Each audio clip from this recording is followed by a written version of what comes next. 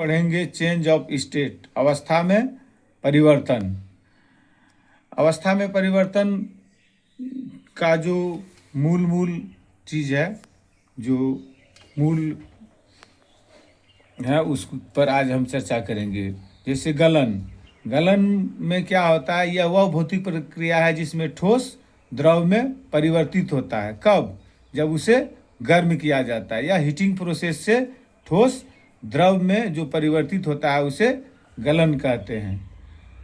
फिर जमना, फ्रीजिंग, द्रव जब ठोस में परिवर्तित होता है बाय कूलिंग, ठंडा करने से। द्रव को जब हम ठंडा करने से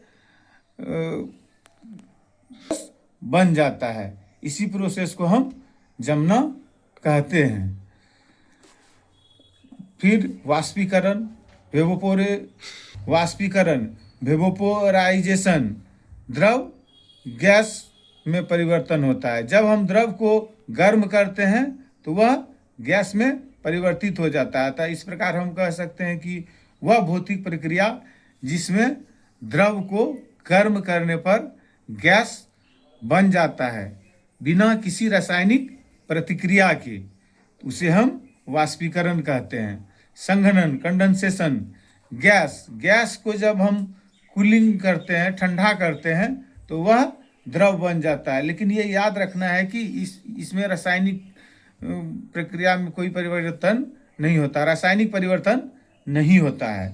ऊर्ध्वपातन, सब्लिमेशन, ठोस, जब ठोस पदार्थ डायरेक्ट गैस में परिवर्तन हो जाता है, ठोस पदार्थ को डायरेक्ट गैस में परिवर्तन हो जाता है हीट करने पर, तो वह क्या होता है कि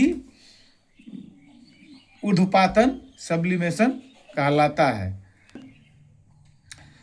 ऊर्ध्वपातन में जो है ना, ठोस से डायरेक्ट गैस में हीट करके आता है, इसमें द्रव्य नहीं आता है, बीच में द्रव्य नहीं आता है। ये बात दिमाग में हमेशा बनाए रखना है कि ऊर्ध्वपातन वह भौतिक प्रक्रिया है जिसमें ठोस को हीट करने पर डायरेक्ट गैस में परिवर्तन होता है, और अवक्षेपण वह प्रक्रिया है जिसमें गैस को गर्म करने पर, मगर उचित प्रेशर में, उचित दाब पर कूलिंग करने से ठोस बनता है। कहने का तात्पर्य है कि ठोस ऊर्ध्वपातन में ठोस डायरेक्ट गैस में परिवर्तित हो जाता है हीटिंग प्रोसेस के द्वारा गर्म करने पर, और अवक्षेपण में गैस डायरेक्ट ठोस में परिवर्तित हो जाता है, मगर उचित दाब पर। ये दिमाग में रखना है कि ये उचित दाब पर होता है। डायग्राम में भी दर्शा चुके हैं, फिर आपको एक बार बता देते हैं जिससे आपको डिफिनेशन जानने में आसानी होगी। गलन वह भौतिक प्रक्रिया है जिसमें ठोस को गर्म करने पर द्रव प्राप्त होता है।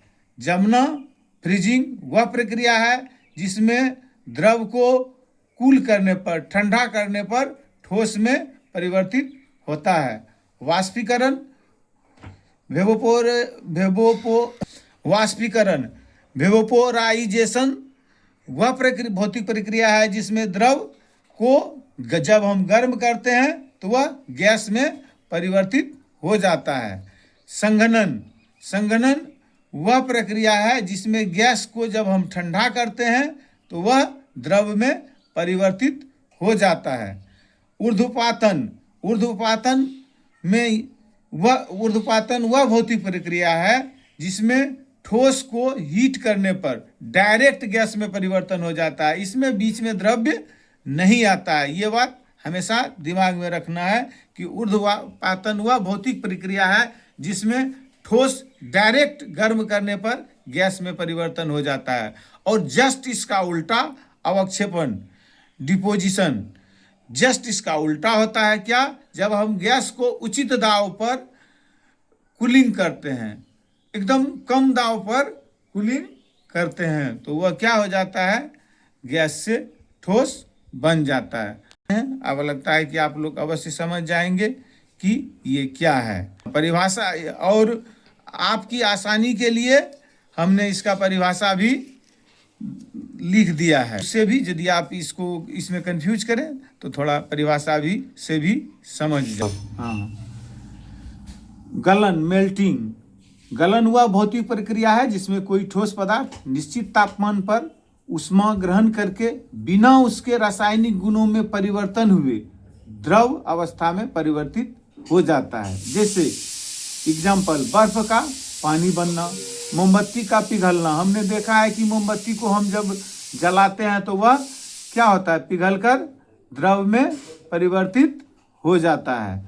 वाष्पीकरण, इवेपोरेशन। वाष्पीकरण वह भौतिक प्रक्रिया है जिसमें द्रव के कण पर्याप्त ऊर्जा प्राप्त कर गैस अवस्था में परिवर्तित हो जाता है और यह परिवर्तन किसी रासायनिक परिवर्तन के बिना होता है। जैसे धूप में कपड़े का सूखना, गीले फर्श का सूखना। हम देखते हैं कि जितना तेज धूप रहता है उतना ही जल्दी कपड़ा सूख जाता है, अर्थात वह जब गर्म होते जाता है तो सूख जाता है। अब फिर संघनन पर हम आते हैं।